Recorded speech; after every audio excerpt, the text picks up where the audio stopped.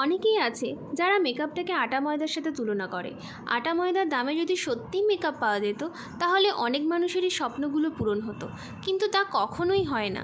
যারা এমন ধরনের মন্তব্য করে থাকে তারা বলে তুমি যেমন তুমি তেমনই সুন্দর, ঈশ্বরের দেওয়া সুন্দর চেহারাটাকে আর কারিগরি করে নষ্ট করো না। আচ্ছা, ঈশ্বর তো পৃথিবীটাকে অন্যভাবে তৈরি করেছিল, মানুষগুলোকে কখনো এমন তৈরি করতেই পারে না যেখানে মানুষগুলো অন্যের চলার পথে বাধা হয়ে দাঁড়াবে, নিজের স্বার্থের জন্য অন্য মানুষের ক্ষতি করবে। তাহলে আমরা যদি নিজেদের প্রয়োজন অনুযায়ী পুরো সৃষ্টিকে পরিবর্তন করতে পারি, তাহলে আমরা মেকআপকে কেন অ্যাকসেপ্ট করতে পারি না? সবই আমাদের দৃষ্টিভঙ্গি, আমরা যেমনভাবে দেখতে চাইবো ঠিক তেমনভাবেই দেখব।